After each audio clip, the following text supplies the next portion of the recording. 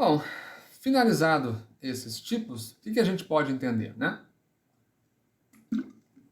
E realmente não é tão simples assim, né? Não é tão simples assim essa questão do discernimento. Uma vez que a gente percebe que a gente pode facilmente se enganar nas opções, né? São várias as opções. Então não é assim tão simples. Bom, mas por que isso importa? Como a gente já viu, eu já falei, uma lista de uma série de situações na nossa vida onde o discernimento de cristão faz diferença. E nós vamos ver aqui mais especificamente, tá? Vou focar aqui em três exemplos, três áreas mais. A área eclesiástica, na vida na igreja. A questão dos relacionamentos, talvez não vai ser tão interessante para quem está assistindo e já é casado, já fez a sua escolha, né? Deus abençoe na sua escolha. Mas fato é que, assim como eu, para fazer minha propaganda, nem todo mundo está casado, né? Ainda tem solteiros por aí. Há pessoas que podem já estar se relacionando, mas ainda não trocaram alianças, então ainda há tempo de refletir, de revisar. Né? E mesmo que você já esteja casado, você pode vir a aconselhar uma pessoa no futuro, né? Então ainda assim é interessante a gente passar por esse ponto. E é claro, na área da política, essa é uma outra área que a gente vai olhar um pouquinho mais a fundo. Então, como é que esses tipos de cristãos se manifestam, podem afetar a questão no ambiente da igreja? Bom, vamos pensar aqui no falso cristão e naqueles apenas intelectuais.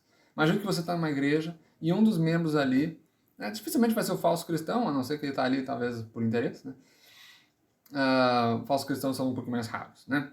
Vamos ser realistas. Mas imagine que você está ali com apenas intelectual, dando uma passadinha na igreja. Talvez até o puramente religioso, né? Bom, o fato é que essa pessoa poderá induzir a um pecado, é um mau conselho. Pensa que esse cara, o falso cristão e o cristão apenas intelectual, ele não tem um compromisso com os ensinos do evangelho. Então a mente dele é uma mente secular, uma mente, né, não é cristã. Então se você começa a se relacionar com essa pessoa, ainda por cima achando que é cristão, porque, poxa, o cara viu o cara na igreja e tal, daqui a pouco você acaba recebendo um mau conselho, né, uma má influência. Aqui eu cito a Paulo, as más conversações corrompem os bons costumes. A gente tem que estar atento a conversas que podem nos levar à perdição, né, que podem nos levar a erro. Só que uma coisa é quando a gente está no ambiente secular, lá no seu trabalho, na faculdade, você sabe que está no meio de descrentes. Aí você já fica ali com as anteninhas, né, como é que se diz? Prontas, né, espertas, para perceber uma bobagem, enfim, uma inverdade, um erro. Mas se a gente está no ambiente da igreja, talvez a gente baixe um pouco a guarda. E daqui a pouco a gente está ouvindo um conselho ruim, daqui a pouco a gente está se dando mal. Né? Não apenas isso, falsos cristãos, apenas intelectuais, eles têm uma vida, então, ali ao evangelho. E, é claro, se essa vida ali ao evangelho acaba se entrelaçando com a igreja, daqui a pouco ele pode acabar cometendo um pecado, gerar escândalo, né? Mas não seria nenhuma surpresa se você soubesse que a pessoa não é realmente, não tem uma pessoa, não tem uma vida realmente entregue ao Senhor. Né?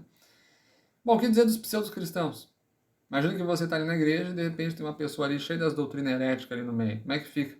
Ou você vai parar numa igreja e descobre, não percebe que a igreja é de uma doutrina herética, é de problema teológico. Né? Essa pessoa ali dentro, ou mesmo as várias pessoas, podem acabar te incentivando a isso. Daqui a pouco tu está acreditando em doutrina errada. Daqui a pouco você está fazendo práticas equivocadas. E, dependendo do caso, até indo caminhar para o caminho das trevas. Né? Então, eu cito aqui 1 Timóteo 4,1, quando o apóstolo Paulo afirma, né, sobre o problema das doutrinas dos demônios. Né? Daqui a pouco o cara está até acreditando em doutrina de demônio por influência de uma pessoa pseudo-cristã. Dizer dos apenas religiosos. Bom, não vai dar para contar com eles para muita coisa, né? O pastor já não vai poder contar com eles para pintar as paredes da igreja. Mas o fato é que haverá momentos na sua vida em que talvez você poderia contar com a ajuda daquele irmãozinho, mas como ele está ali no barco só para ser feliz, ele te deixa na mão. Né? E aí, como é que fica? Desapontamentos poderiam ser esperados, especialmente na área moral, porque, poxa, o cara está na igreja todo domingo e de repente você ouve, o cara caiu em adultério.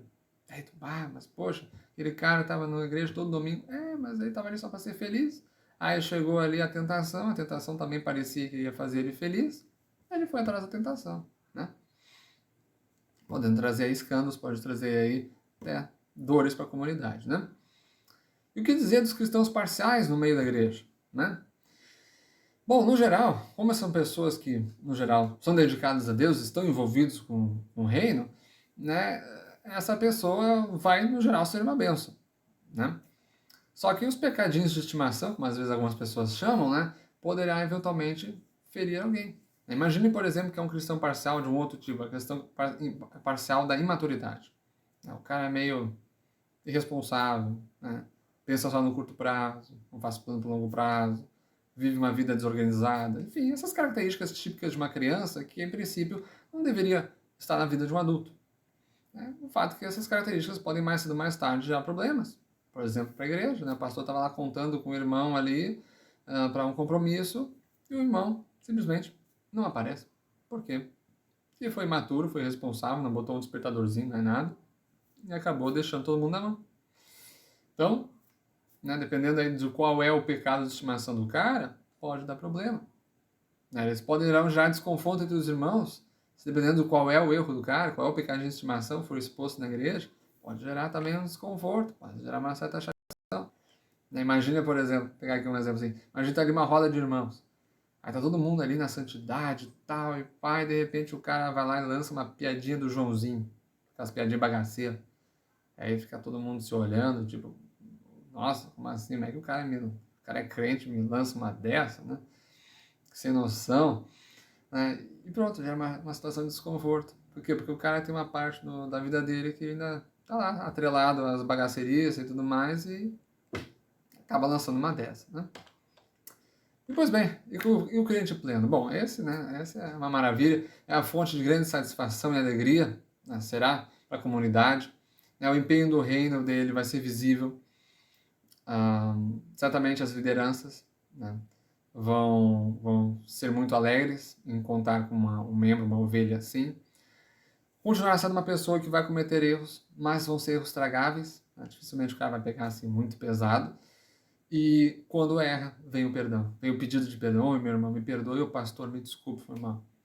E poxa, quando você vê uma pessoa errando, mas ela vem e pede desculpa, é outra história, né? Tem uma coisa chata, inclusive, essa não deixa de ser uma forma de crente parcial. O cristão parcial que não pede desculpa pelos seus erros.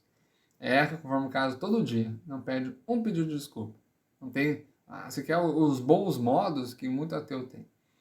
Mas o cristão pleno não, ele vai lá e se arrepende rápido, e pede perdão, e gera todo aquele alívio de, a contenda foi sarada, né? É claro, as lideranças poderão contar com ele para o seu crescimento e por aí vai.